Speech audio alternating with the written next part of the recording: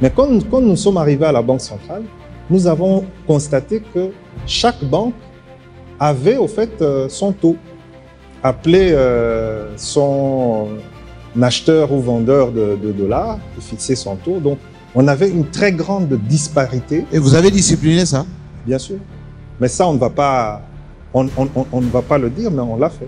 Alors, les réserves de change ont été utilisées pour financer le projet que vous connaissez, le projet de 100 jours. Et on a créé un déséquilibre entre nos réserves de change à l'international et leur utilisation dans des projets qui ne se sont pas avérés des projets réellement d'investissement dans notre économie. Nous avons connu la première dépréciation. Ensuite, la monnaie s'est stabilisée aux alentours de 1900-2000 jusqu'en 2023. Vous allez regarder que la courbe est suffisamment constante. Qu'est-ce qui s'est passé pour que, en 2023, le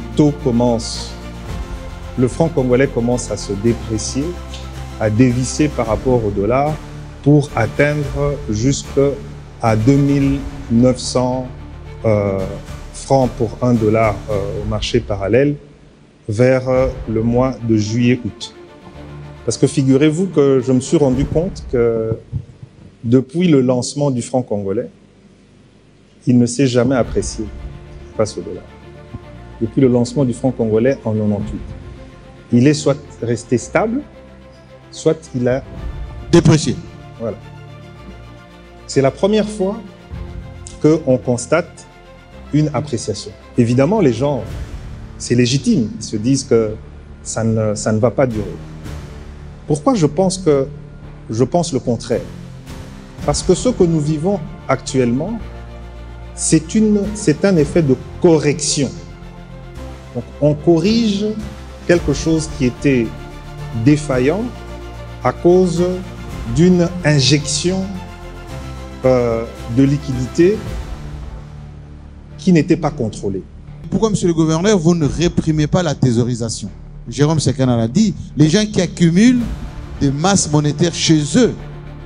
Oui. Quelqu'un m'a dit, vous allez chez un Chinois, chez un Indien, vous allez trouver des coffres forts à des millions de dollars, alors que l'État peut perquisitionner et confisquer cet argent. Ailleurs, ça ne se voit pas. Pourquoi on laisse ça chez nous? La répression, c'est bon, mais vous n'allez pas faire une répression de manière continue. Le mieux, c'est de créer un cadre où il est plus avantageux d'avoir son argent dans le système qu'en dehors du système. Et c'est ça le rôle de la Banque centrale.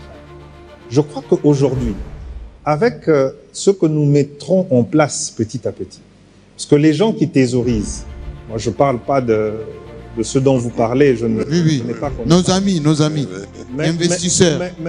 Moi je parle de la maman qui a son petit commerce et qui préfère avoir... Mettre sous les lits. Voilà, avoir son argent sous le lit, en dessous de son matelas. Mais c'est de lui dire qu'en emmenant cet argent au niveau de la banque, en francs congolais de préférence, il pourra bénéficier d'un taux d'intérêt rémunérateur de son épargne. La Banque centrale est aussi conseil du gouvernement.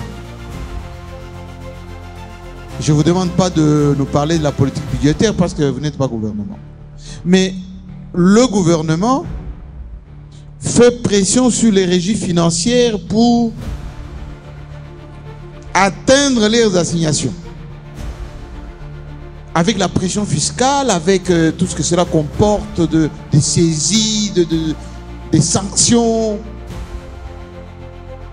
Maintenant, où est votre place lorsque le climat des affaires est quasi délétère, là, les gens fuient, ils gardent l'argent chez eux, et en même temps, vous voulez que ceux qui rapatrient leur argent remettent dans le système bancaire. Donc vous avez failli, comme conseil du gouvernement, qui établit le budget à 20 milliards cette année. Nous sommes à 20,3. Voilà. Prévision. Dilemme, Oui, ben voilà. Je vais répondre à votre question. je ne pense pas que ce que vous avez dit est la réalité. Parce qu'il faut qu'on se pose les bonnes questions. Les recettes, en réalité, pour savoir qu'on est dans l'efficacité de la perception des recettes, on doit regarder quel est le niveau de pression fiscale qu'on arrive à atteindre par rapport à notre PIB. Vous êtes bien ici à la Banque centrale de la République démocratique du Congo. Fauteuil blanc s'est déplacé et nous avons l'opportunité d'accueillir son gouverneur, André Omesso, que je demande de nous rejoindre sur ce plateau. Monsieur le gouverneur.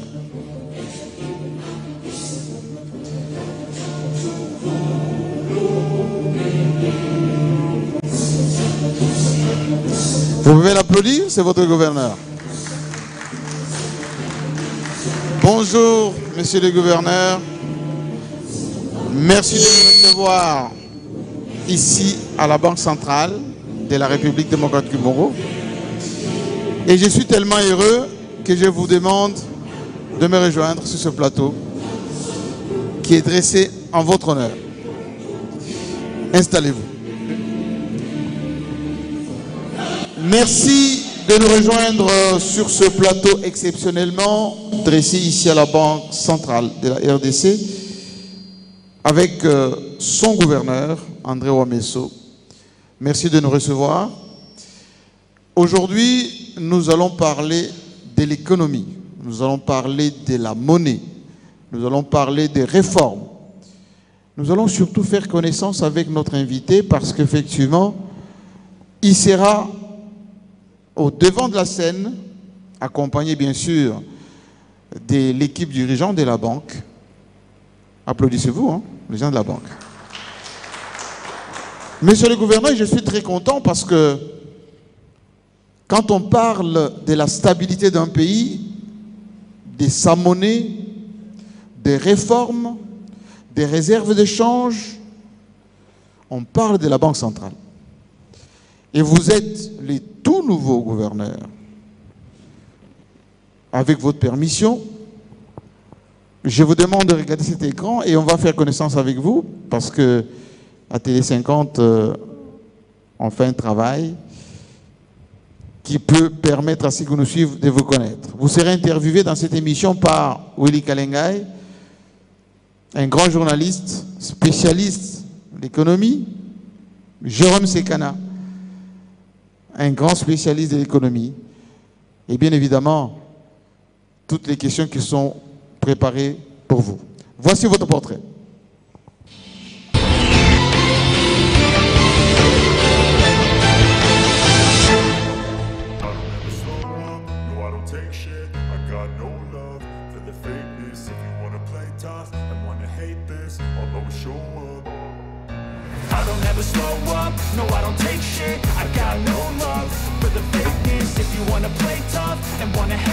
L'homme du moment est-il l'homme de la situation? Pour tenter de répondre à cette question, il faut puiser dans le parcours du désormais gouverneur de la Banque centrale du Congo depuis juillet 2025.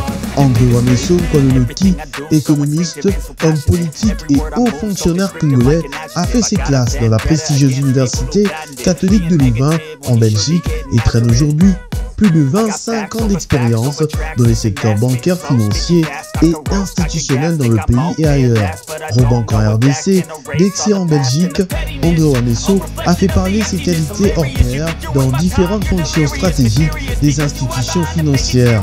Avec l'arrivée de Félix Tshisekedi au pouvoir, ses compétences sont requises au sommet de l'État où il joue d'abord le rôle d'ambassadeur itinérant du chef de l'État avant de se distinguer ensuite au poste de directeur de cabinet adjoint du président de la République en charge des questions économiques et financières.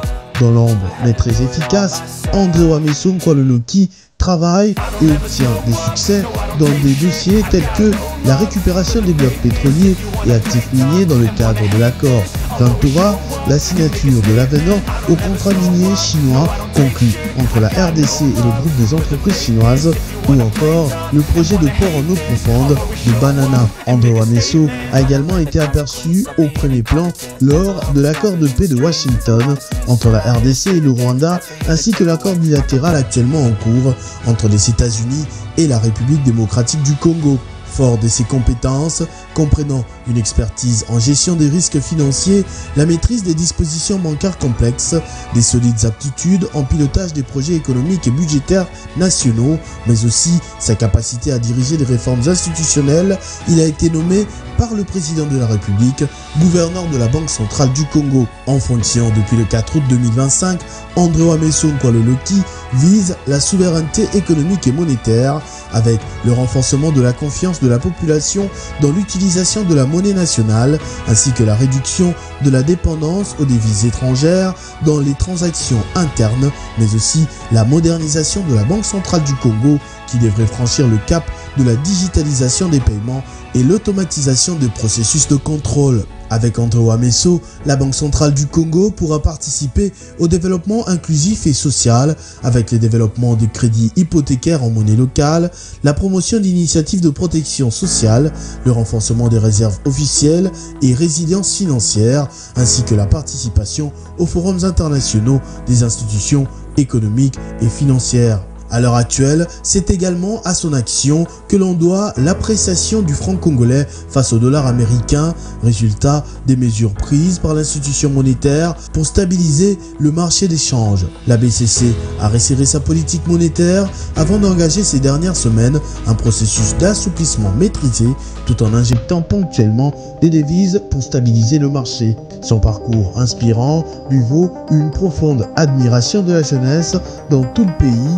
André Wameso met souvent son temps à profit pour échanger avec les jeunes sur les différents enjeux de l'heure, servant de repère à ces 70% de ceux qui constituent la population de la République démocratique du Congo.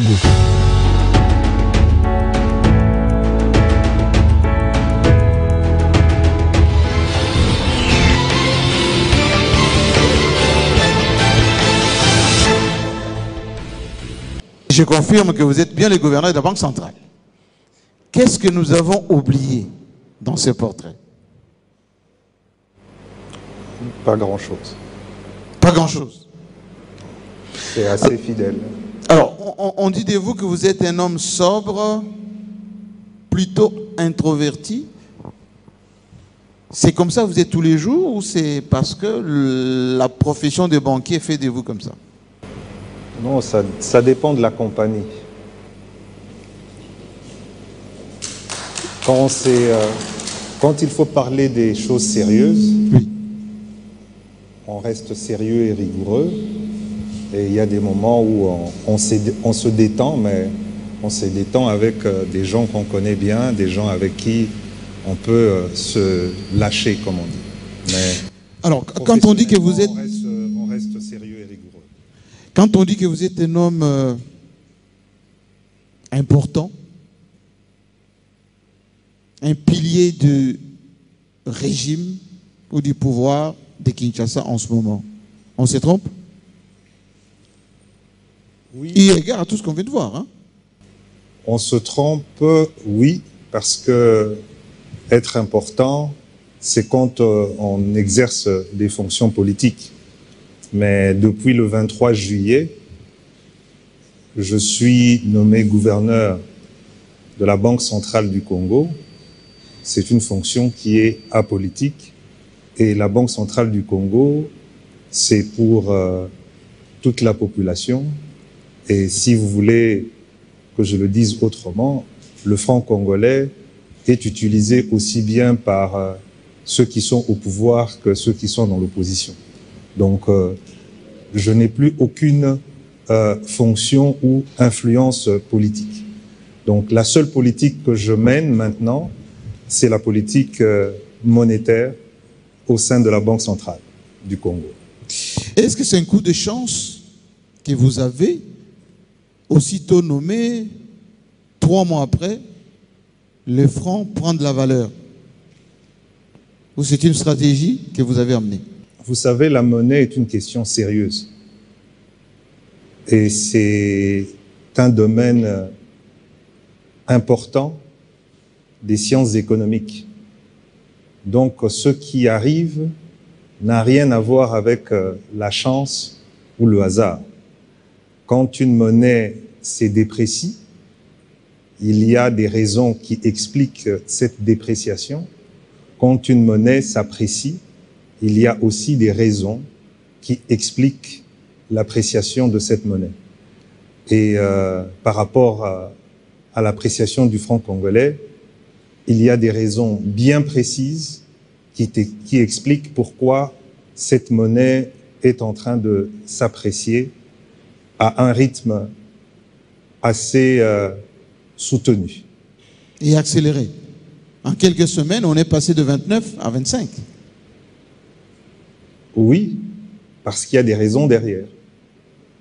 Alors, je vais maintenant inviter Willy Kalengai qui va vous, pas vous cuisiner, mais vous entretenir avec des questions. Tout le monde sait que c'est un journaliste plus que pertinent. Willy Kalengai, grand journaliste et spécialiste aussi économique.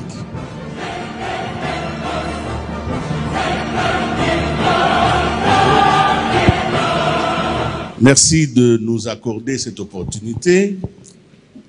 C'est vrai, Jean-Marie Kassamba vient de le dire, c'est les francs congolais. Alors, vous arrivez à la Banque centrale comme dans une salle noire, il n'y a pas de lumière. Votre main cherche un interrupteur et voilà, la lumière est là. Les francs congolais commencent à s'apprécier. La question, ce n'est pas que c'est une bonne nouvelle, c'est une très bonne nouvelle. Mais la question fondamentale est, justement, vous avez dit qu'il n'y a pas de hasard. Vous avez posé deux actions majeures et les gens disent que c'est une courte joie. L'appréciation du franc congolais aujourd'hui est une courte joie parce que, justement, avec l'injection de 50 millions de dollars, on a donc acheté une appréciation artificielle. C'est ce que les gens disent. Mais comme je suis devant vous, pouvez-vous nous dire comment vous combinez non seulement l'injection des dollars sous le marché, mais surtout aussi comment vous travaillez le taux des réserves d'échange, des taux obligatoires. Comment vous travaillez cela? Parce que c'était ici et personne ne l'a fait. Comment vous combinez les deux pour qu'on ne puisse pas dire que c'est une courte joie? Mais pour que les gens comprennent pourquoi ce n'est pas un phénomène passager, il faut qu'on explique pourquoi notre monnaie a dévissé et a commencé à se déprécier de manière forte à partir du mois de juin 2025. Je vais même remonter plus loin. Parce qu'il faut qu'on comprenne les phénomènes. Quand on comprend les phénomènes, on comprend la cause qui provoque certains phénomènes, on peut étudier aussi pour produire d'autres causes dans le sens inverse pour corriger ou bien pour améliorer. La monnaie s'est dépréciée à 2 reprises, on va dire depuis 2018. La première dépréciation, je ne sais pas si vous vous souvenez, nous sommes passés de 1600 à 1900. Oui. C'est parce que nous avons trouvé des réserves de change de l'ordre de 800 millions et ces réserves de change ont été utilisées pour financer le projet que vous connaissez, le projet de 100 jours. Et on a créé un déséquilibre entre nos réserves de change à l'international et leur utilisation dans des projets qui ne se sont pas avérés des projets réellement d'investissement dans notre économie. Nous avons connu la première dépréciation. Ensuite, la monnaie s'est stabilisée aux alentours de 1900-2000 jusqu'en 2023. Vous allez regarder que la courbe est suffisamment constante. Qu'est-ce qui s'est passé pour que, en 2023, le franc congolais commence à se déprécier, à dévisser par rapport au dollar pour atteindre jusqu'à 2900 francs pour $1 au marché parallèle vers le mois de juillet-août. Il y a un ratio prudentiel qu'on appelle la réserve obligatoire. C'est-à-dire que les banques sont obligées de réserver une partie de leurs dépôts pour faire face notamment à l'utilisation, aux besoins de clients. Des clients, ouais. Voilà. Et ce coefficient, ce ratio est de 12%. Si vous avez des dépôts de 100, vous devez réserver 12%, c'est-à-dire 12. Alors, selon la réglementation bancaire, ces réserves obligatoires devaient être constituées essentiellement dans la monnaie locale, qui est le franc congolais. Et les banques se sont plaints de cette situation en disant que la plupart de leurs dépôts sont en dollars. Et donc, ces réserves obligatoires constituées en francs congolais ne répondaient pas aux besoins, à la finalité de ce pourquoi elles devaient être constituées. Parce que les clients viennent chercher des dollars et pas de francs congolais. La Banque centrale a fini par accéder à cette demande. Nous sommes donc fin 2021. Et le taux de change à ce moment-là entre le franc congolais et le dollar est de 1999, on va dire 2000 pour faire simple. Et le stock de réserves obligatoires constitué à cette époque est de 2300 milliards de francs congolais environ. Alors, si ça doit constituer des réserves pour des dollars, vous faites le calcul, ça doit couvrir 1 milliard 150 millions de dollars. Donc ce sont des réserves en réalité de 1 milliard 150 millions de dollars. Mais en francs congolais? En francs congolais, c'est 2300. OK. Alors, nous avons une belle année 2022. Très belle année 2022, avec des prix du cobalt très élevés. Donc, on a un excédent budgétaire assez conséquent. Et la situation reste stable. En 2023, les excédents budgétaires constitués en 2022 commencent à s'effriter, notamment avec la reprise de la guerre d'agression que nous avons subie. Et nous commençons à avoir des problèmes au niveau budgétaire qui impactent le taux de change. En impactant le taux de change, donc la dépréciation du franc congolais qui commence au mois de juin, vous voyez très bien que on a ces effets au niveau budgétaire et nous avons un stock de réserves obligatoires en francs congolais qui ne correspondent plus aux besoins parce que au niveau auquel ils devaient être. Parce que si le franc congolais passe de 2000 à 2300, par exemple,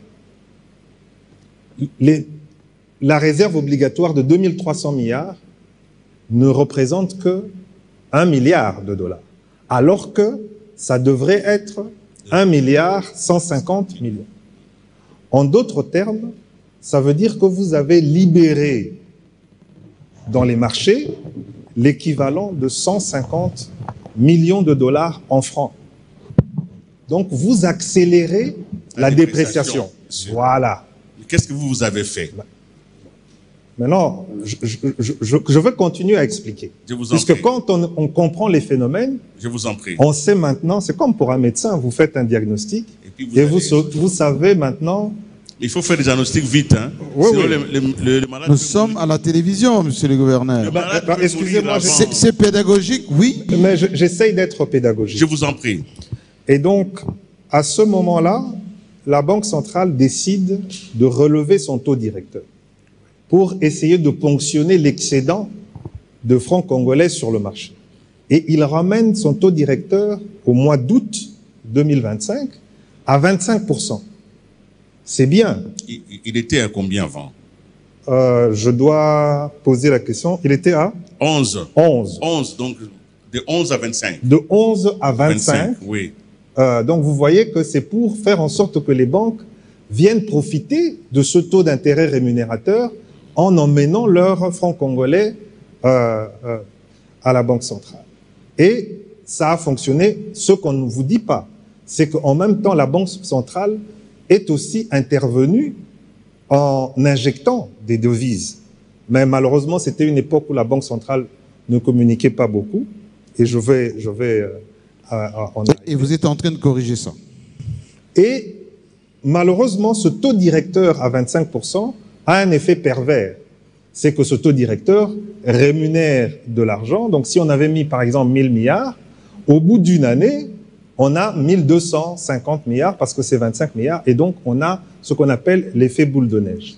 Donc nous étions en train de nous battre parce que en réalité, nous avions relâché des francs congolais supplémentaires dans le marché en ne respectant pas le ratio prudentiel de réserve obligatoire.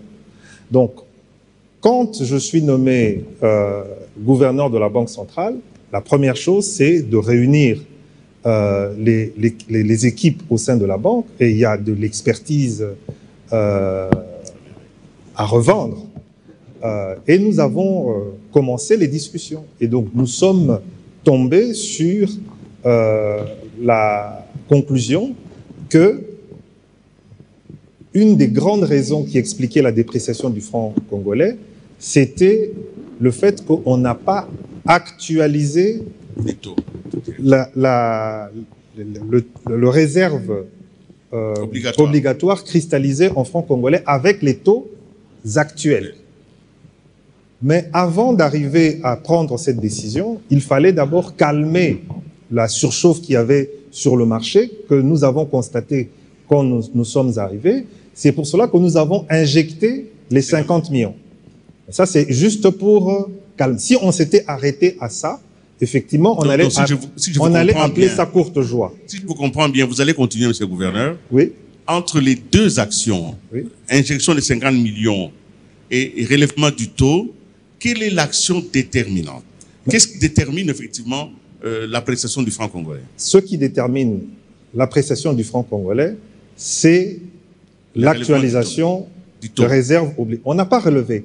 On a juste dit que avec la dépréciation, vous n'êtes plus conforme. Donc, vous n'êtes plus conforme au ratio de 12% parce que la dépréciation faisait que les banques n'utilisaient qu'un ratio de 9 ou de 8%. On a juste dit qu'on devait ramener ça à 12%.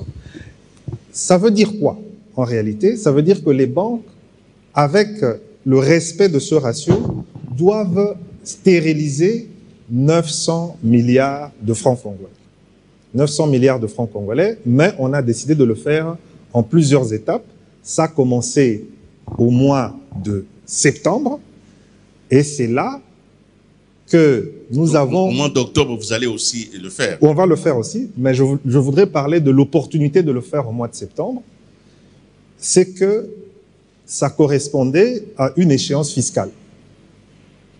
L'échéance fiscale oblige les entreprises à payer leurs impôts en francs congolais.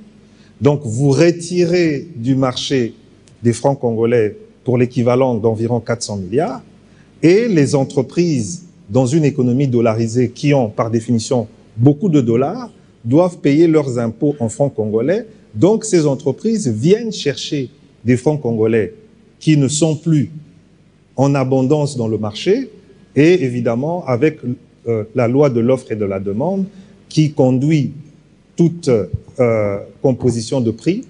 Le franc congolais devient rare, le dollar est abondant sur le marché, et voilà qui explique l'appréciation du franc congolais. Alors, nous allons le faire en octobre. Je veux bien que, Willy, en décembre. avant de continuer, que je pose cette question de monsieur tout le monde. Les 50 millions, là, vous les avez trouvés où? Mais nous avons plus de 7 milliards de réserves de change. Donc, la Banque centrale peut injecter de la liquidité en devises dans les marchés grâce à ces réserves. Petite question encore, est-ce que vous poussez les Congolais à consommer le franc congolais qui prend de la valeur, ou vous découragez une économie qui est dollarisée, qui est celle de la RDC?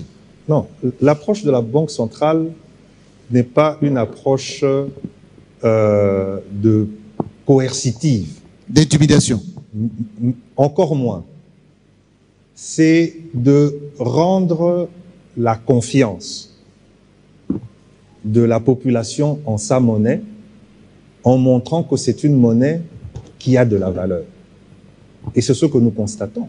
Oui. C'est-à-dire que quand le Congolais sent que sa monnaie a de la valeur, il veut faire des transactions dans sa monnaie plutôt que dans une autre monnaie qui a moins de valeur. Mais ça commence maintenant. Hein? Ça commence à peine. Maintenant, ça commence là. Mais bien sûr. Oui. Monsieur le gouverneur, si le franc congolais s'est apprécié, la question suivante, c'est la stabilité. Comment vous allez maintenir la stabilité de cette appréciation? Mais surtout, quels sont les indicateurs clés que vous avez énumérés pour cette stabilité macroéconomique? Parce que, en réalité, c'est une action que vous menez aujourd'hui sur un terrain volatile. Nous sommes quand même dans une économie qui n'est pas vraiment très, très stable. Comment vous garantissez la stabilité de cette appréciation? Mais c'est avec les instruments de politique monétaire de la Banque centrale. Nous avons le taux directeur que nous venons d'assouplir à la suite du comité de politique monétaire d'hier. Nous avons le coefficient de réserve obligatoire. Nous avons aussi nos réserves de change que nous sommes en train de constituer pour solidifier. Qui sont à combien aujourd'hui, les réserves? Aux alentours, un peu plus de 7 milliards de... 7 milliards de dollars 7 milliards de... disponibles.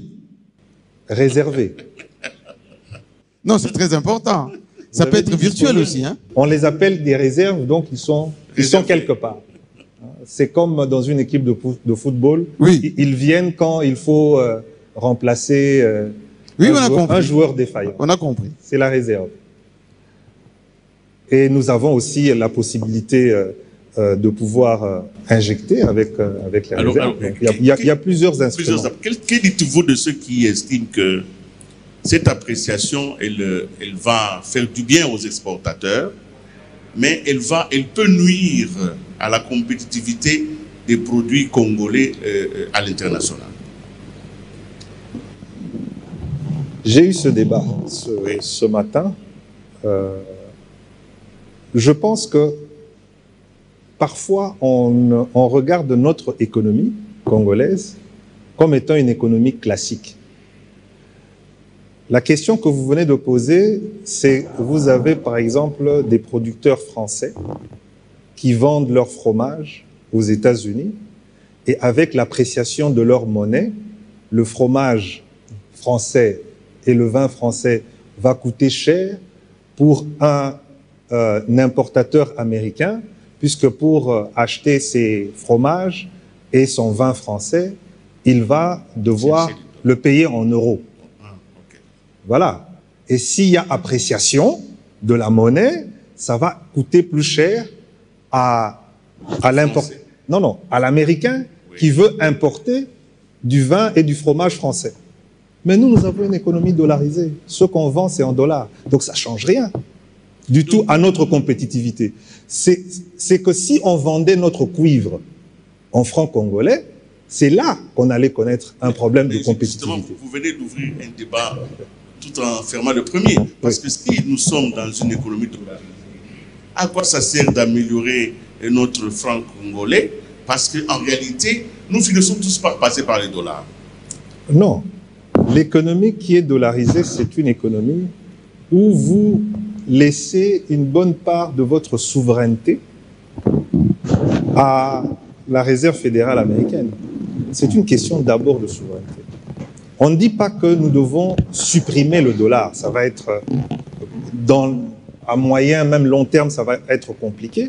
Mais au moins, c'est de renforcer l'utilisation du franc congolais dans notre économie. Pour quelle raison? Parce que la Banque centrale du Congo a un rôle constitutionnel retranscrit dans la loi bancaire qui lui demande de stabiliser le cadre macroéconomique et de lutter contre l'inflation. Mais si vous n'avez pas de levier sur la monnaie qui permet à faire des échanges au sein de votre économie, quel serait votre pouvoir pour garantir cette fonction, ce rôle constitutionnel qui vous est donné? Donc, il nous faut avoir une économie où les transactions se passent en francs congolais. Et comme la Banque centrale est ce qu'on appelle le prêteur en dernier ressort, il ne peut le faire qu'en francs congolais et il ne peut pas le faire en dollars. D'où l'intérêt d'avoir un renforcement de notre économie en francs congolais. Et c'est notre travail. Je vois Jean-Marie qui me regarde. Non, mais c'était juste pour poser ma petite question à moi, parce que moi je la pose pour la population, et vous allez continuer en tant que spécialiste. Excusez-moi. Monsieur le gouverneur, il y a quand même un petit problème chez nous.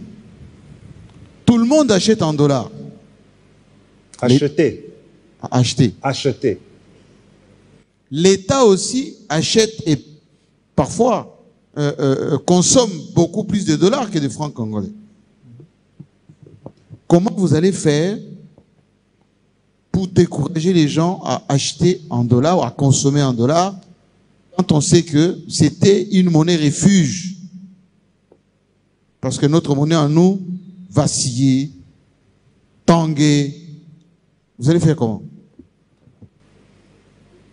Je vais d'abord par changer votre verbe. Je ne veux pas décourager les gens à utiliser les dollars. Je vais encourager notre population à utiliser le franc congolais.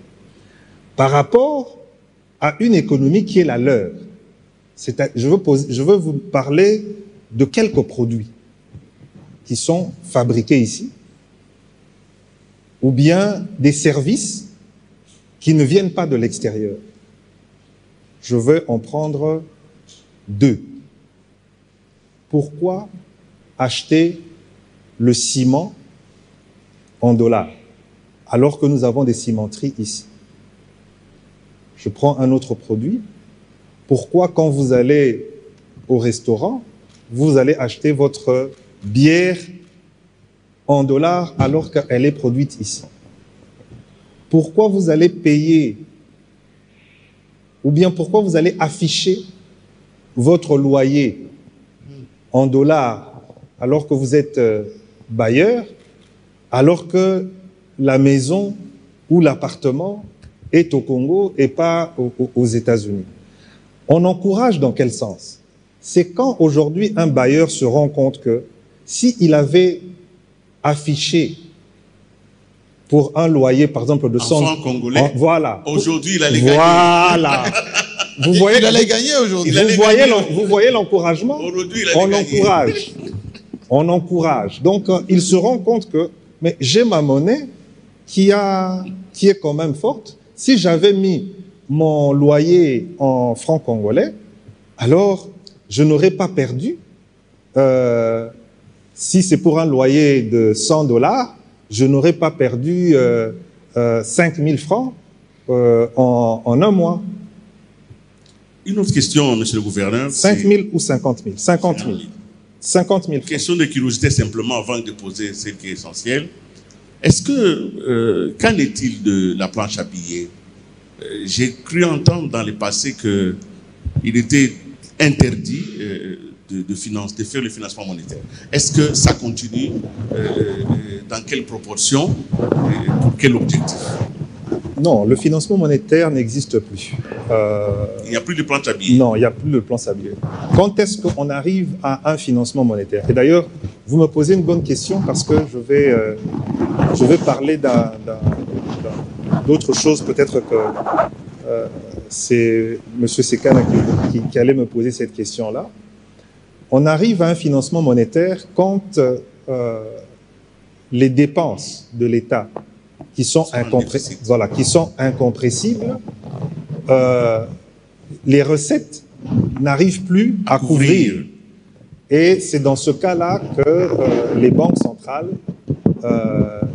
tournent la planche à billets pour pouvoir combler le déficit. Mais comme vous le savez, chez nous en République démocratique du Congo, nous avons, c'est quelque chose qui est prohibé, le financement monétaire, et tout ce qui est déficit quand il arrive payé par la Banque centrale. Qui lève des capitaux auprès du système bancaire pour combler le déficit, et il n'y a pratiquement il n'y a aucun financement. Est-ce qu'on nous fait confiance pour ce bon de trésor? Mais bien sûr. Bien sûr. Il y a l'engouement, les gens ils viennent pour... Mais oui. Ils sont remboursés. Ils sont remboursés. Il y a de garantie. Avec intérêt. Et à ce que je sache, l'État congolais n'a pas fait défaut de paiement de ces remboursements. Maintenant, je veux parler de financement monétaire parce que on parle souvent de comment la monnaie s'apprécie alors qu'il n'y a pas de... Il n'y a pas de production. Il n'y a pas de production. C'est la question que j'allais poser. Voilà. C'est un vrai faux argument. Je veux m'expliquer. Nous avons connu dans ce pays une longue période de stabilité. Je crois qu'on parlait toujours de 920. Une longue période de stabilité monétaire, de cours de 2010-2015. Voilà, de cours de change. Ça n'a pas bougé du tout, alors qu'à cette époque, on avait des niveaux de production nettement inférieurs que ceux que nous avons aujourd'hui. Et on vous a parlé de l'époque où on a dévissé. Et je veux vous parler d'un des plus grands pays producteurs au monde, l'Italie. Et avant la monnaie unique, la lire italienne ne valait rien du tout. A connu des périodes de... C'est transporté en mallette, oui. Et s'il y avait une blague qui disait que c'est quoi la différence entre un Deutsche Mark et une lire italienne, on disait que c'est un Deutsche Mark, parce que la lire italienne vaut presque zéro. Vous voyez? Mais pourquoi la lire italienne était une monnaie, malgré le fait que l'Italie est un des grands pays producteurs, membre du G7, production automobile, production manufacturière, production agricole abondante, mais c'est parce qu'il y avait un déséquilibre entre le nord de l'Italie et le sud qui entraînait des problèmes budgétaires qui étaient financés justement par la planche à billets et qui a fait connaître une dépréciation. Donc dire que la monnaie, pour qu'une monnaie soit stable et forte, il faut de la production, c'est assez court. Mais c'est pas faux. Je n'ai pas dit que c'était faux. Je dis que c'est assez court comme argument. C'est qu'on peut être dans une zone de stabilité et pour qu'elle soit durable, il faut que la production vienne. Et justement, c'est que quand on entre dans une zone de stabilisation du franc congolais, on doit aller plus loin pour pouvoir financer maintenant notre économie en franc congolais, pour pouvoir la diversifier, la solidifier, pour qu'il n'y ait pas ces dérapages qui peuvent avoir un impact sur la monnaie. Vous m'avez arraché le mot la dernière question. Vous parlez des financements de notre économie. Et vous savez que un des problèmes majeurs de ces finances, de notre économie, c'est son accès au crédit. Et la Banque centrale, aujourd'hui, Elle accorde des licences pour la mise en place des nouvelles banques, des banques. Et nous n'avons malheureusement pas des banques congolaises. Je ne sais pas pourquoi. Ma question est celle-ci, monsieur le gouverneur.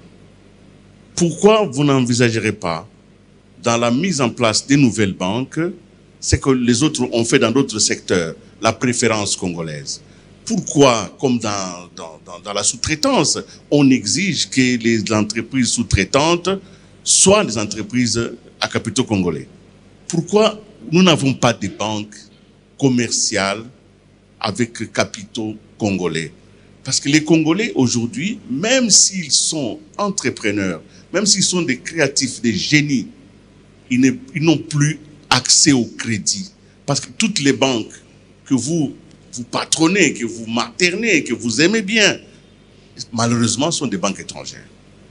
Je parle d'étrangères ici, même dans les fonctionnements, même dans l'octroi des crédits.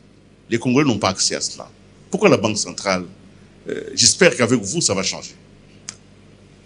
Vous avez compris depuis tout à l'heure que je ne suis pas dans l'imposition ou dans... je suis plutôt mais dans... Vous êtes l'autorité, vous ne pouvez pas cajoler les gens tout le temps. Il faut être plutôt dans l'incitation. Ah, d'accord. Et pour répondre de manière très honnête à cette question, c'est une question profonde.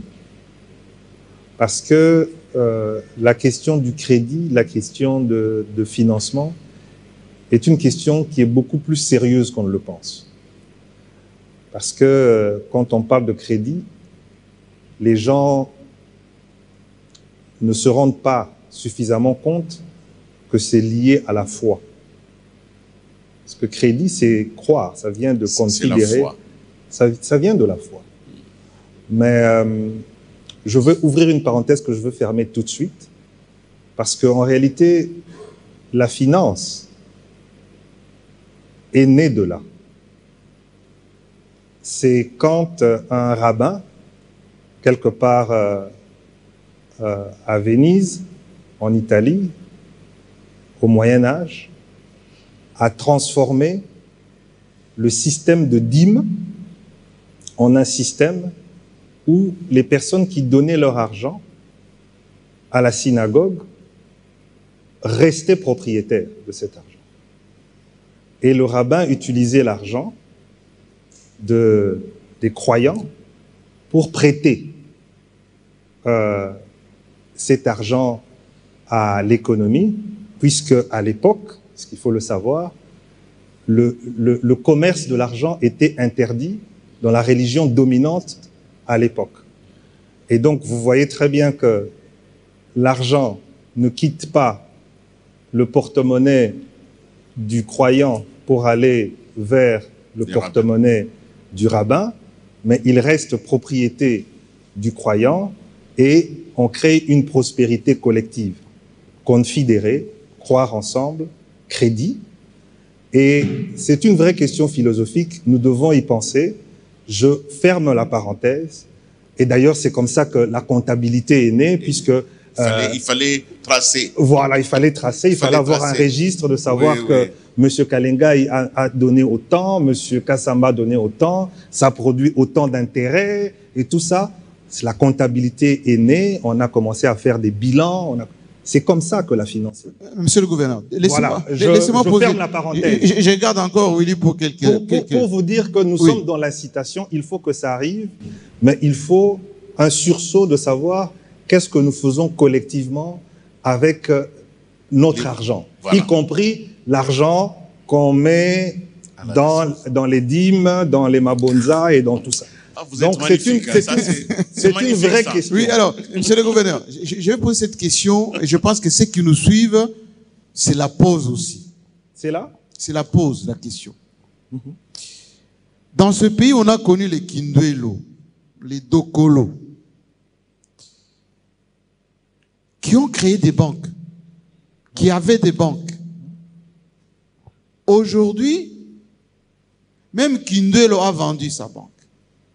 Il n'y a aucun Congolais qui détient même la moitié du capital d'une banque. qui n'aime pas faire des Congolais millionnaires? C'est vous? Quand je dis vous, c'est Banque centrale? Ou c'est les dirigeants congolais? Je veux répondre de la même manière à ce que je disais tout à l'heure.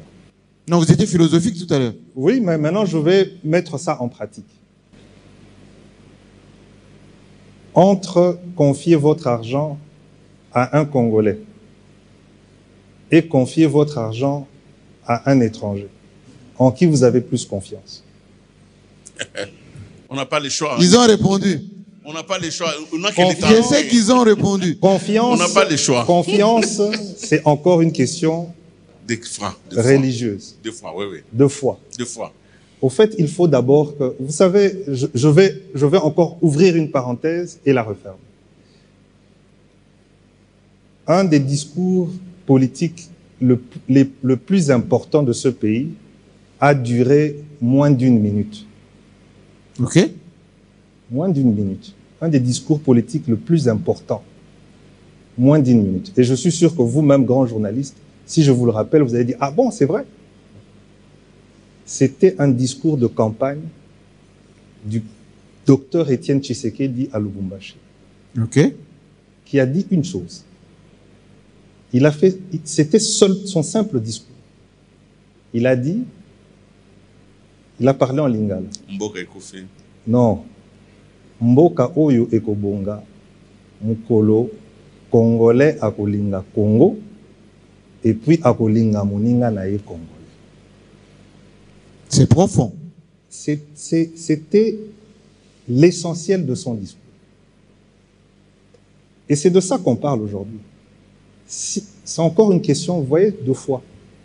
Et quand on vous dit que la finance est intimement liée à ça, si je vous fais confiance, si on se fait mutuellement confiance, on croit ensemble, on se fera crédit. On crée nos banques en nous. Voilà. Merci, Willy Kalengai. Merci. Merci beaucoup. Et je pense que... Merci, Willy. Récupérez votre place. Et je pense que le gouverneur, qui n'use pas de la langue de bois, hein, parce que c'est votre première sortie, grandeur nature. Les TikTokers vont couper. Les analystes vont couper. Les ambassades, les services. Alors moi, je vous pose cette question beaucoup plus directement. Vous voulez faire quel type de réforme à court et moyen terme pour que la BCC inspire confiance? Parce qu'on dit que c'est vous qui avez tué la BIAC. La BCC. Non, ce n'était pas vous, hein, vous n'étiez pas encore là. Bon. Vous savez, en matière de réforme, il y en a déjà eu dans les 2 mois ici. Mais très rapidement, il faudrait accentuer avec la transparence au niveau non seulement de la banque, dans la manière dont elle communique, mais aussi mettre en place la transparence des marchés. Je ne l'ai pas dit ici, mais l'une des raisons qui a accéléré l'appréciation du franc congolais, c'est aussi le travail que la Banque centrale a fait pour mettre plus de transparence dans le marché de change au niveau interbancaire.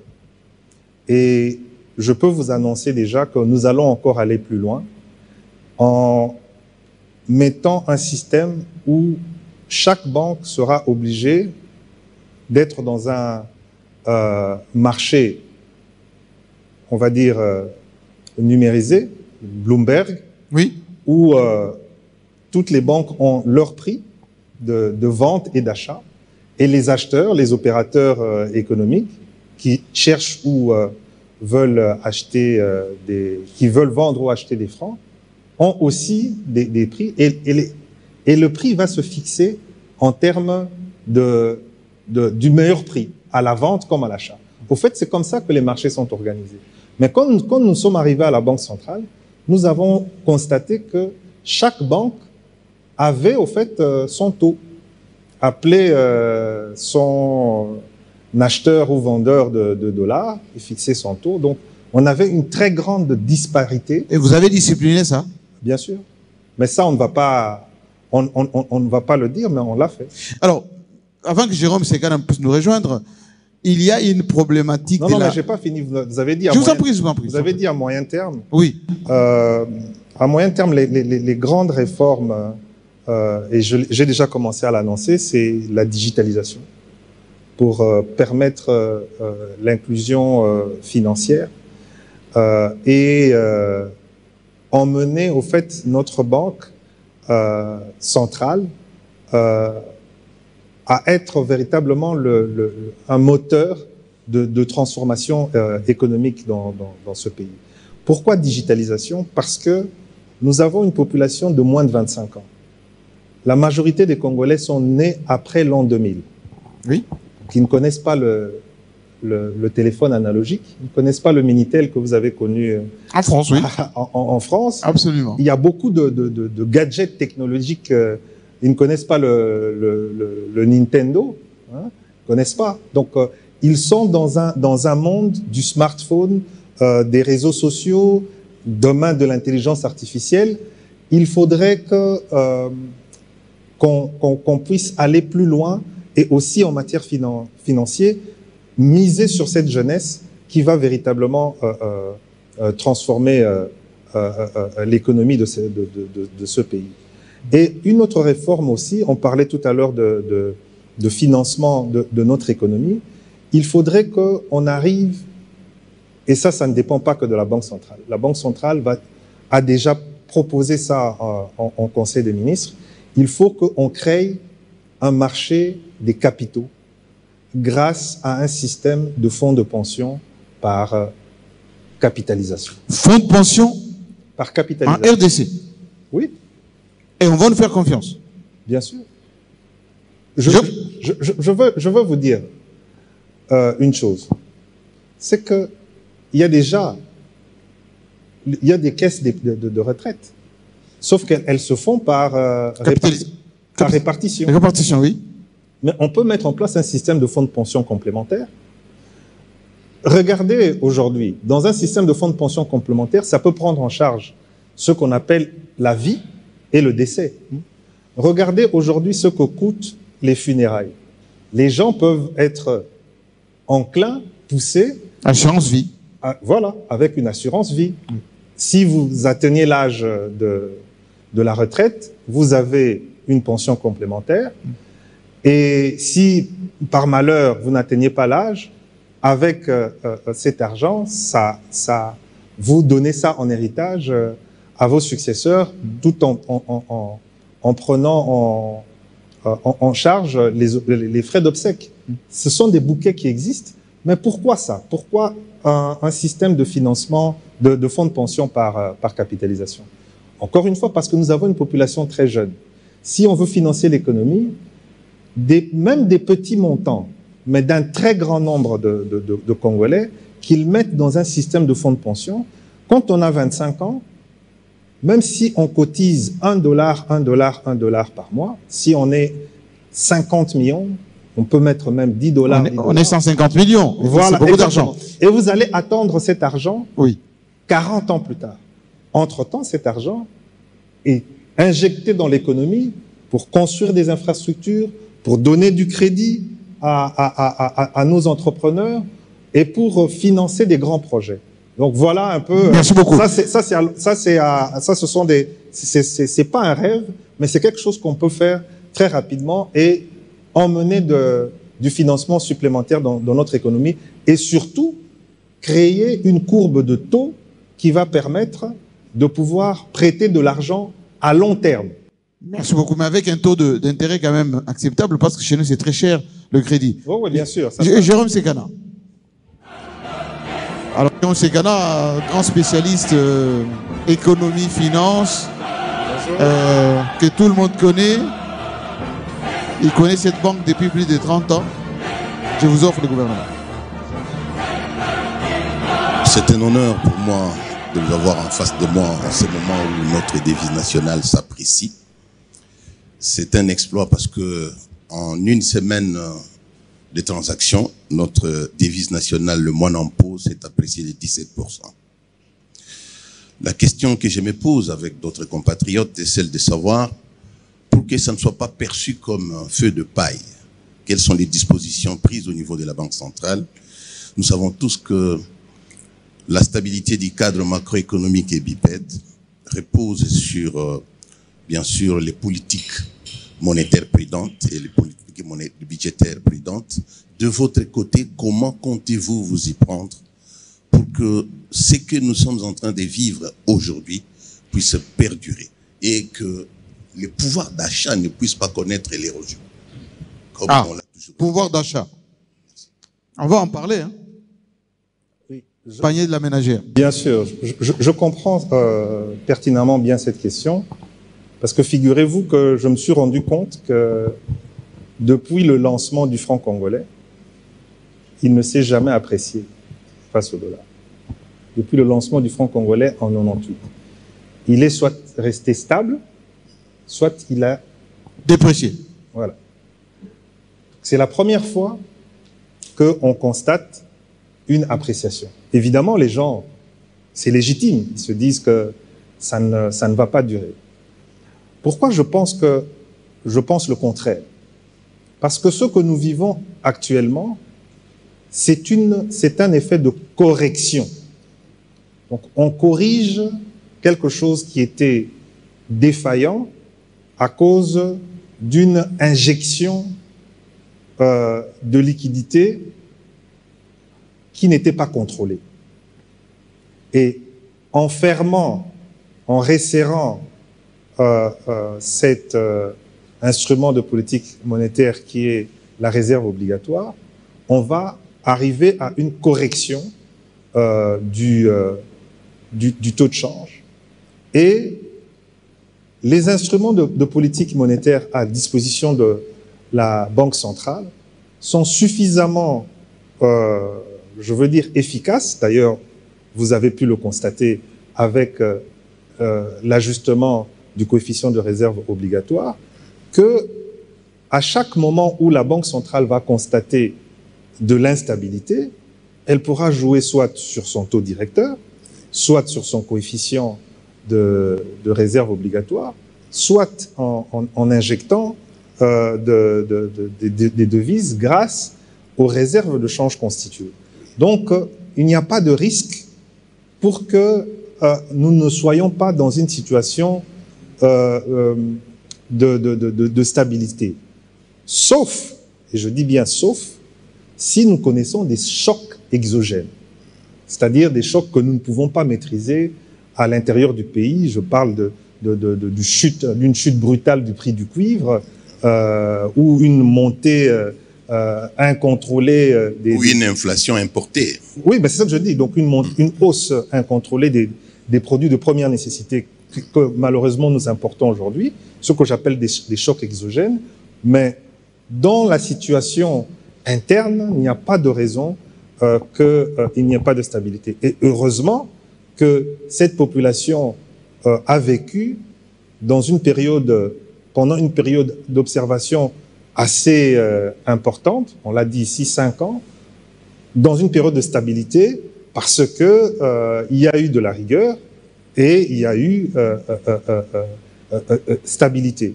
Et donc, on l'a vu aussi pendant de la période, je veux dire 2020-2023, on est resté à un niveau de cours de change suffisamment stable.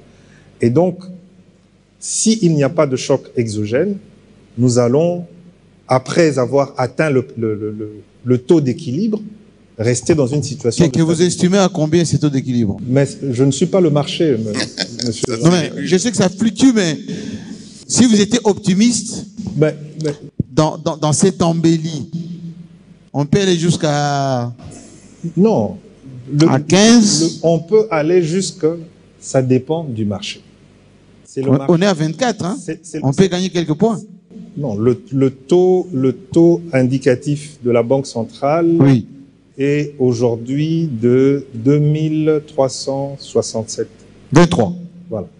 23,60. Oui. Ce qui veut dire que si on est discipliné, on peut aller jusqu'à 20. Ce n'est pas question de discipline. En touchant le bois, C'est un bien rapport de évidemment. force. Les prix se constituent en fonction de l'offre et de la demande. Donc, c'est le marché qui va déterminer. Alors, monsieur le gouverneur, vous avez tenu votre bic rouge, vous avez corrigé là où il y avait des fautes. Mais il y a encore un grand travail à faire parce que sur les terrains, les cabines, où on dirait qui s'occupent le bureau d'échange, ont des sérieux problèmes parce que les cambistes des rues pullulent dans la rue. Et tous vos prédécesseurs, je dis bien tous vos prédécesseurs, ont tenté de juguler cette situation qui est à la base même de la thésaurisation, mais personne n'y est parvenu. Est-ce que vous pensez stabiliser vraiment notre devise nationale avec la présence des cambistes des rues qui manipulent des masses monétaires importantes, qui sont à la base de la thésaurisation, je l'ai dit, et qui peuvent même être les canaux par lesquels on injecte de la fausse monnaie? Quelles sont les dispositions prises au niveau de la Banque centrale pour corriger ça? Ça serait une vraie correction, monsieur le gouverneur. Oui. D'abord, c'est une question de réglementation. Parce que pour ouvrir un bureau de change, il faut être agréé. Oui. Ailleurs, c'est le cas, pas chez nous. Hein. Voilà. Chez nous, il y a même un système côté Nanda. Voilà. Donc, il faut être agréé. Donc, sachez que nous allons contrôler ces aspects de manière beaucoup plus rigoureuse maintenant. Mais plus généralement, vous savez, je parle de ça depuis tout à l'heure, c'est l'incitation. Quand il n'y a pas, je veux dire, d'autorité monétaire, et c'est ça la véritable expression, il n'y a pas plus belle expression que ça. Le pouvoir monétaire de la Banque centrale s'est retrouvé dans la rue. Et à partir du moment où on a une banque centrale qui reprend sa fonction d'autorité monétaire, c'est ce que dit la Banque centrale, que la population suit, et ce n'est plus ce qui est marqué sur les tableaux avec des taux farfelus. Et c'est d'ailleurs même l'importance de la digitalisation. Pourquoi? Parce que moi je demande à la population de pouvoir d'abord se bancariser et avoir les applications bancaires de leur banque, où les taux sont indiqués. Et donc, comme ça, ils ne pourront pas. Et les banques sont, au fait, alignées à la Banque centrale. Les gens ne pourront plus être trompés par des taux farfelus. Et ça doit pousser aussi les gens à venir vers le système bancaire, puisque ce système bancaire est contrôlé et est réglementé par leur banque centrale. Mais pourquoi, monsieur le gouverneur, vous ne réprimez pas la thésaurisation? Jérôme Sekana l'a dit, les gens qui accumulent des masses monétaires chez eux. Oui. Quelqu'un m'a dit, vous allez chez un Chinois, chez un Indien, vous allez trouver des coffres forts à des millions de dollars, alors que l'État peut perquisitionner et confisquer cet argent. Ailleurs, ça ne se voit pas. Pourquoi on laisse ça chez nous? La répression, c'est bon, mais vous n'allez pas faire une répression de manière continue. Le mieux, c'est de créer un cadre où il est plus avantageux d'avoir son argent dans le système qu'en dehors du système. Et c'est ça le rôle de la Banque centrale. Je crois qu'aujourd'hui, avec ce que nous mettrons en place petit à petit, parce que les gens qui thésaurisent, moi je ne parle pas de ceux dont vous parlez, je n'ai pas connu. Nos amis, investisseurs. Moi je parle de la maman qui a son petit commerce et qui préfère avoir... Mettre sous les lits. Voilà, avoir son argent sous le lit, en dessous de son matelas. Mais c'est de lui dire qu'en emmenant cet argent au niveau de la banque, en francs congolais de préférence, il pourra bénéficier d'un taux d'intérêt rémunérateur de son épargne. Je vous donne un exemple, c'est quelque chose qui m'a toujours ahuri. On parle des avoirs libres des banques, libres, donc leur position nette. Mais cet argent-là n'appartient pas aux banques. C'est l'argent des épargnants, de leurs clients. Oui. Mais est-ce qu'ils leur ont fait profiter des 25% du taux directeur de la Banque centrale? Non. Qui a duré pendant 2 ans? Non. Alors, voilà. Alors que si, et c'est ça, nous, en tant que Banque centrale, nous allons y veiller, puisque même si nous avons baissé notre taux directeur de 25, mais il est quand même à un niveau élevé, à 17,5%, c'est de pouvoir pousser les banques centrales à faire de la publicité sur des dépôts de l'épargne en francs congolais qui va donner une rémunération suffisante à leur clientèle congolaise. Si aujourd'hui, je donne un exemple, que le taux directeur est à 17,5, s'ils proposent une rémunération de 12,5% ou bien de 12%, il leur reste une marge d'intermédiation de 5,5%. Et bien se rémunérer avec ça. Voilà. Mais les Congolais vont se dire, mais si je viens placer mon argent à la banque, ça me rapporte 12%. Et 12%, c'est pas rien. Parce que quand on regarde le niveau de l'inflation, donc on est dans un taux d'intérêt réel qui est positif et qui permet aux gens de s'enrichir. Voilà les incitants qui peuvent pousser les gens à ne plus... Et ça, vous allez le faire à moyen ou court terme? Non, ça c'est à court terme. Ça, voilà. C'est à court terme, Monsieur Kassam. Monsieur le gouverneur, les réserves d'échange de la République démocratique du Congo ont atteint un pic. 7 milliards. 7 milliards de dollars. C'est là, je peux estimer entre 5 à 6 mois d'importation. C'est une très bonne chose. Oui. 5 à 6 mois. 5, on est dans les 5 à 6 mois. Non. 3 mois. 3 mois d'importation. 3 mois. C'est déjà beaucoup. C'est déjà beaucoup, 3 mois, parce qu'on n'arrivait pas à ces seuils-là. Et vous, les législateurs, vous a donné un levier important, notamment pour augmenter l'offre en devises. Je constate, par exemple, que les miniers qui vendent leurs minéraux à l'extérieur ne rapatrient pas suffisamment les devises pour servir des matelas au niveau de la République démocratique du Congo, améliorer l'offre des devises. Parce que c'est bien ce que vous faites, vous voulez stabiliser. Mais si vous avez suffisamment de devises à l'intérieur du pays et qu'il y a des chocs, vous pouvez bien vous comporter comme vous le faites avec les réserves d'échange. Vous injectez 50 millions de dollars, vous vendez ça aux banques commerciales pour éponger la surliquidité. Question, monsieur le gouverneur. Pourquoi au niveau de la Banque centrale, on ne réprime pas les miniers qui ne respectent pas les termes du code minier, qui les oblige à rapatrier jusqu'à 100% des devises de vente des minéraux à l'extérieur du pays, après par exemple amortissement de leurs équipes. Ils n'ont pas confiance en nous. Et ça peut vraiment renforcer l'offre en devises, mais la Banque centrale qui a les leviers en main ne se manifeste pas tellement quant à ce. Monsieur Sekana, cette question est une question fondamentale de notre économie. Oui. Parce que je veux même aller plus loin. Ce n'est pas seulement l'offre de devises que ce rapatriement, c'est 60%. Le code minier, c'est 60%. C'est 60%. Oui. 60% mais des exportations. après amortissement des équipements, ils peuvent aller jusqu'à 100%. C'est Voilà. ce que dit le code. Parfois, ils mentent en Oui. termes d'investissement. Voilà.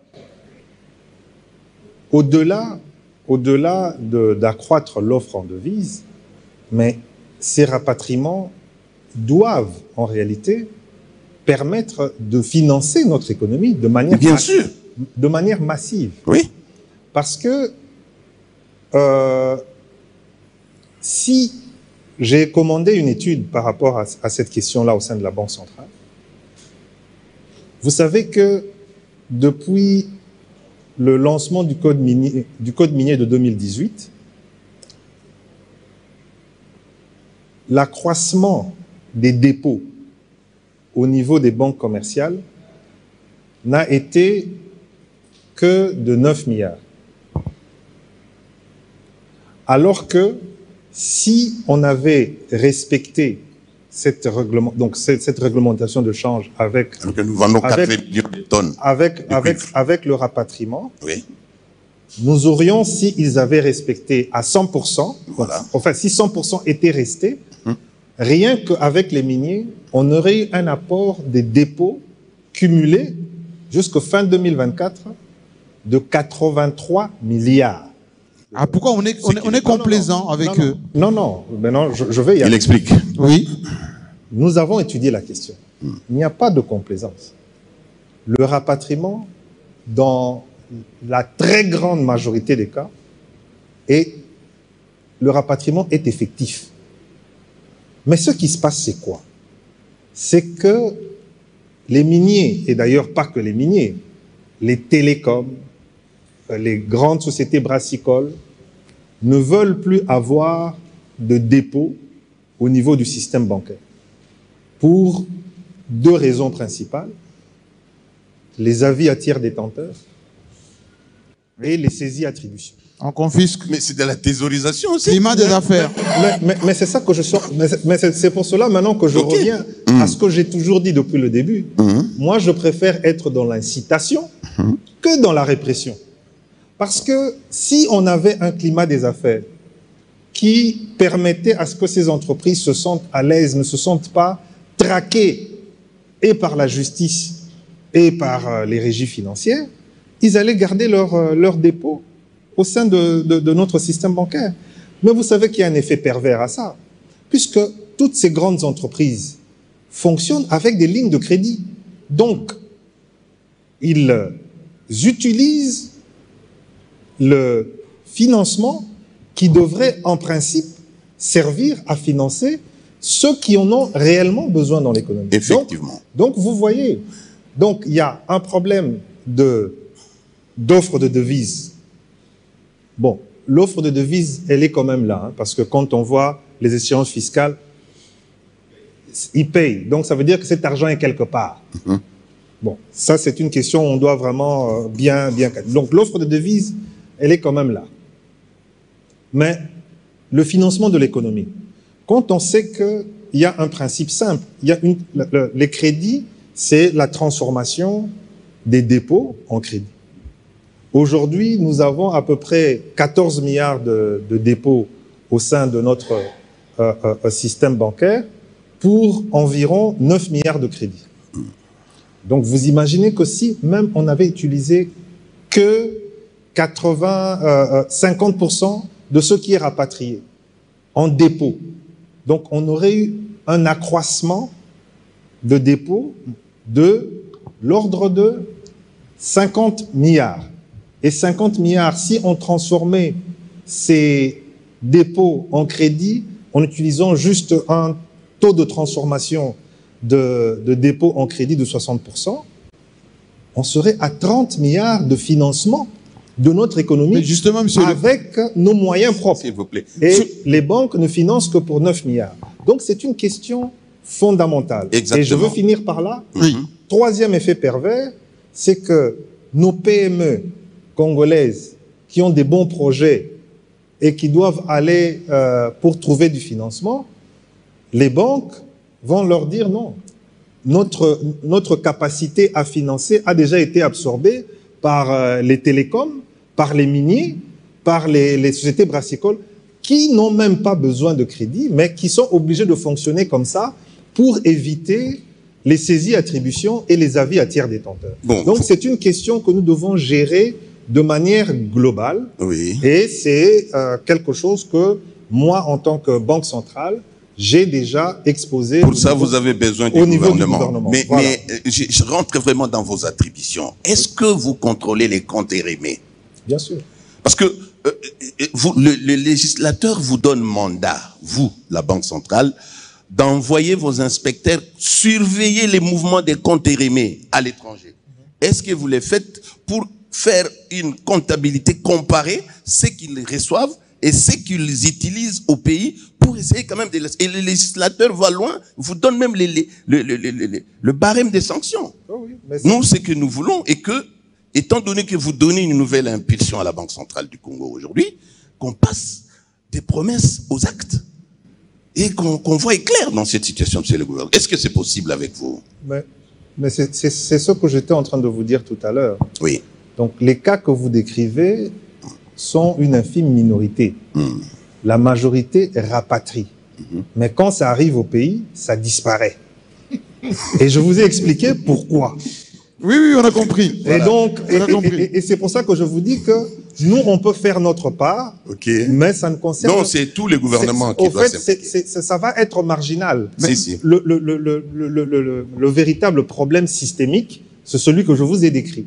Donc, nous devons revoir notre système d'avis à tiers détenteurs et de saisie-attribution. Mais, monsieur le gouverneur, je pose cette question parce que la Banque centrale est aussi conseil du gouvernement. Je ne vous demande pas de nous parler de la politique budgétaire parce que vous n'êtes pas gouvernement. Mais le gouvernement fait pression sur les régies financières pour atteindre leurs assignations. Avec la pression fiscale, avec tout ce que cela comporte des saisies, des sanctions. Maintenant, où est votre place lorsque le climat des affaires est quasi délétère, là, les gens fuient, ils gardent l'argent chez eux, et en même temps, vous voulez que ceux qui rapatrient leur argent remettent dans le système bancaire. Donc, vous avez failli comme conseil du gouvernement, qui établit les budgets à 20 milliards cette année. Nous sommes à 20,3. Voilà. Prévision. Dilemme, hein? Oui, ben Ouais. je vais répondre à votre question. Je ne pense pas que ce que vous avez dit est la réalité. Parce qu'il faut qu'on se pose les bonnes questions. Les recettes, en réalité, pour savoir qu'on est dans l'efficacité de la perception des recettes, on doit regarder quel est le niveau de pression fiscale qu'on arrive à atteindre par rapport à notre PIB. Quand on regarde la moyenne des pays de l'Afrique subsaharienne, c'est 20%.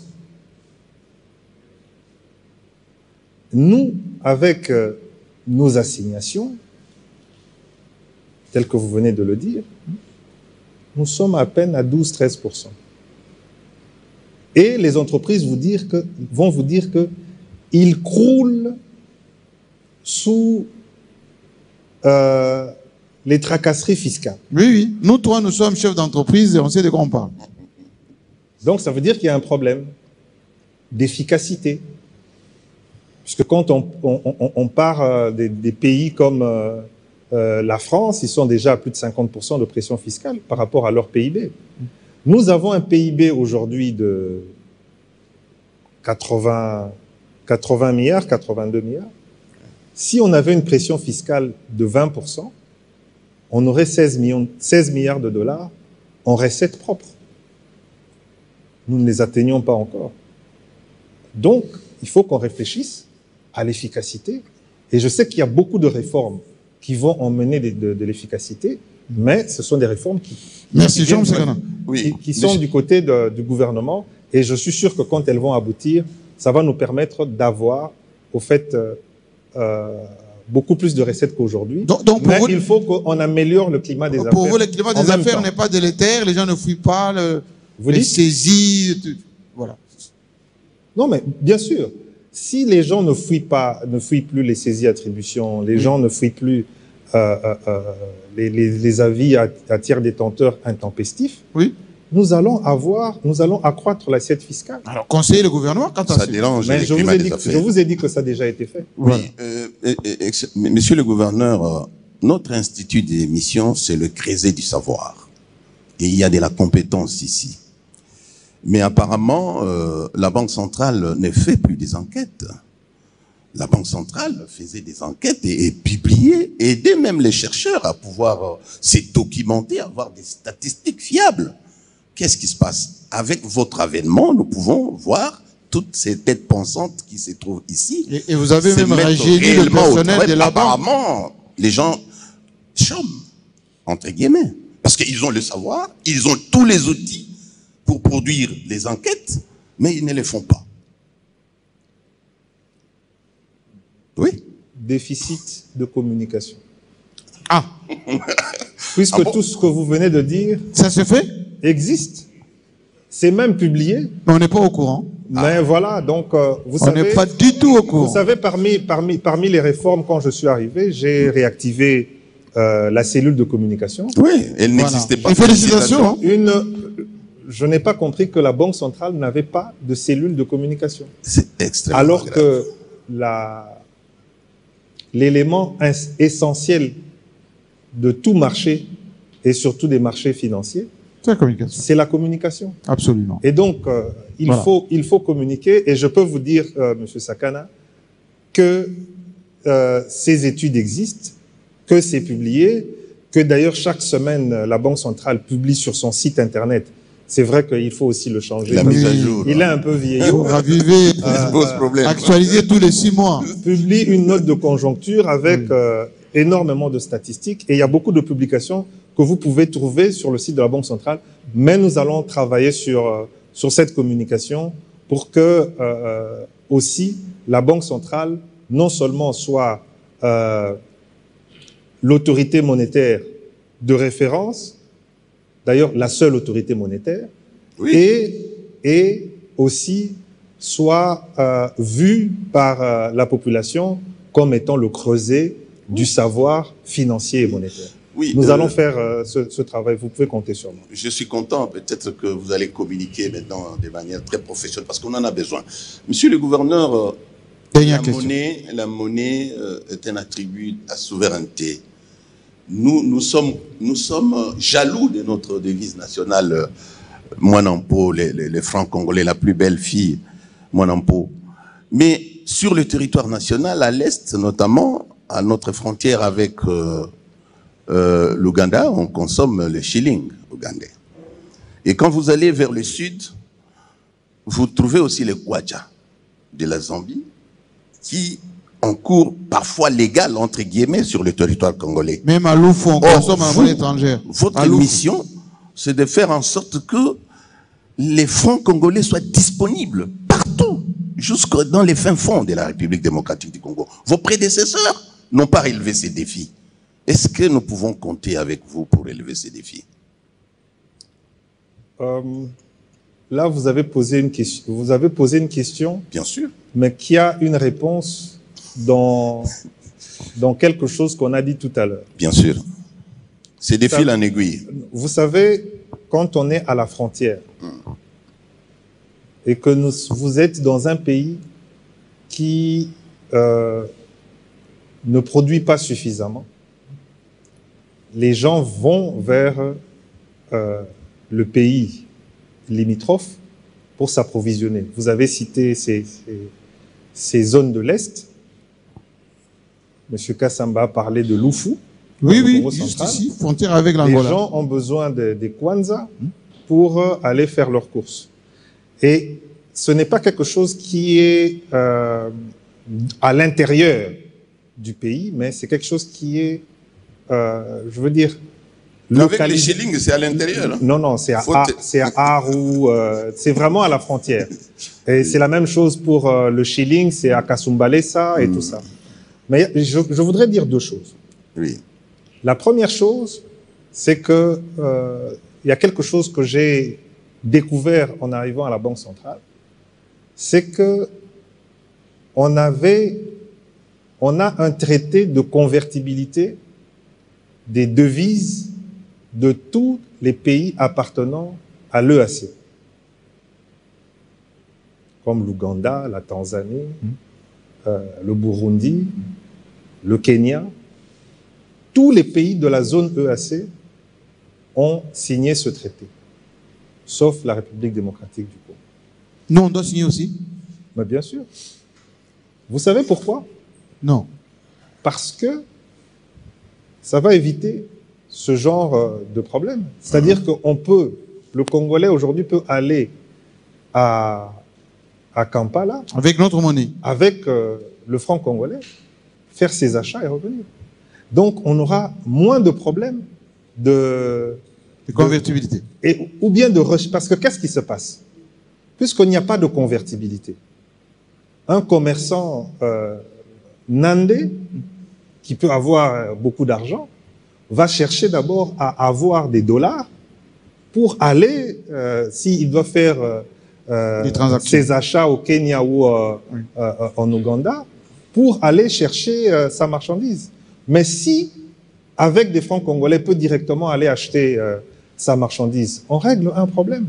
Donc, j'ai demandé qu'on m'explique la raison pour laquelle la RDC n'avait pas accédé à cette demande. Mais pour les autres zones frontalières, il n'y a pas de problème. Oui, je termine. Parce que ça se passait ici aussi au Beach Ngobila. Oui, avec les francs CFA. Avec le franc CFA. Oui, écoutez, j'aurais pu poser la question sur la récapitalisation. Une question fondamentale, monsieur le gouverneur. À l'accession de notre pays à la souveraineté nationale et internationale, ici où nous nous trouvons, nous avions de l'or. Nous avions des réserves en nature. Mais au jour d'aujourd'hui, nous sommes un pays considéré comme scandale géologique. Mais quand vous faites un tour dans vos coffres forts ici, il n'y a même pas un gramme d'or. Comment? On n'a pas d'or dans nos coffres à la banque? Il n'y en a pas ici. Alors, et il faut rappeler, dans les conflits belgo-congolais, les Belges avaient pillé. Ça, c'est évident. Maintenant, comment comptez-vous redonner à notre banque centrale cet autre attribut qui consiste à garder par devers elle, même des devises en nature, notamment l'or, parce que tout le monde en a. La Banque mondiale, les fonds monétaires, tout le monde en a, sauf nous. Qu'est-ce qui se passe? Est-ce que vous pouvez nous faire rêver? Tout à l'heure, vous disiez que le gouverneur peut nous faire rêver. Ça sera la dernière question. La récapitalisation de notre banque centrale, je vous la poserai à une autre occasion. Merci beaucoup. Merci, Jérôme Sekana. Attendez qu'il réponde pour répondre, comme ça vous allez partir. Oui, gouverneur, allez-y. Pourquoi on n'a pas d'or? On est allé trop vite sur la question des réformes. Ça fait partie des réformes à moyen terme de la Banque centrale. C'est de pouvoir... Je l'ai annoncé lors de ma première interview sur Bloomberg. J'ai dit clairement que la Banque centrale du Congo va constituer une partie de ses réserves en or. Et la Banque centrale du Congo est en train d'envisager comment se faire accompagner pour financer elle-même une raffinerie d'or et avoir la certification de bullion gold pour qu'on ait l'or monétaire qu'on pourra constituer dans nos réserves. Surtout qu'on peut l'acheter, cet or, en francs congolais. Merci Jérôme Sekana. Merci beaucoup. Monsieur le gouverneur, on touche à la fin de cette émission, mais j'avais quelques petites questions de confiance. Si vous pouvez me mettre debout. Comme ça, les gens ne vont pas écouter. Il semble que la Banque centrale était devenue la caisse qui payait sans soubassement, qui ne regardait pas ce qui était prévu par le budget, avec les paiements en mode d'urgence, avec le fonctionnement aussi au sein de la Banque centrale, de son propre budget, des fonctionnements un peu aléatoires. Est-ce qu'avec André Ouamesso, tout ceci est terminé? Je n'ai pas l'information de ce que vous venez de dire là par rapport à la Banque centrale. Mais une chose est certaine, c'est que la Banque centrale ouvre une nouvelle ère de stabilité, de transparence et de rigueur. Est-ce qu'avec André Ouamesso, on ne payera plus en mode d'urgence, sans soubassement? Il y a une loi, c'était un arrêté interministériel qui... Parce que quand on parle de mode d'urgence, ce n'est pas prohibé. Oui, mais coup de fil. Il y a une loi qui encadre les paiements en mode d'urgence et comme c'est une loi, nous veillerons à son respect. Et pour son fonctionnement aussi? Quel fonctionnement? Ben, le frais dû à la banque elle-même. Parce qu'à un moment donné, vous étiez un tout petit peu en difficulté pour payer vos propres charges. Impossible. En interne? Non. La Banque centrale est suffisamment solide pour...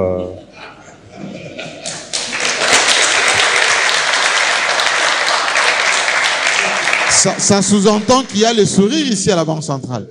Mais... Question aussi, monsieur le gouverneur. Vous produisez de documents de valeur ici. Vous avez l'hôtel des monnaies. Comment on peut laisser les passeports, les bulletins, tous ces documents qui sont même en rupture, commandés ailleurs avec des marchés mirobolants, alors que nous-mêmes, on peut facilement le faire? Pourquoi? Dans ce domaine-là, la Banque centrale... Vous avez des savoir-faire quand même. Non, la Banque centrale met à disposition l'offre. Il faut poser la question... À ceux qui vont ailleurs. Il faut poser la question à la demande. À ceux qui vont ailleurs. Et ce n'est pas la Banque centrale. On a compris, on a compris. Et on va terminer parce que vous devez retrouver votre équipe qui est vraiment requinquée, hein, je trouve. Et vous avez rajeuni apparemment le personnel. Vous avez envoyé beaucoup à la retraite. C'est une politique ou c'est... Non, non, les départs à la retraite sont déterminés par l'âge. Mais effectivement, il faut rajeunir la Banque centrale et il faut que ceux qui sont encore là, qui ne sont pas encore partis à la retraite, veillent à transmettre leur savoir à la jeunesse qui va arriver à la Banque centrale. Et j'ai vu qu'il y avait les coups de peinture, vous avez modernisé les installations, digitalisé aussi. C'est un travail qui est en cours.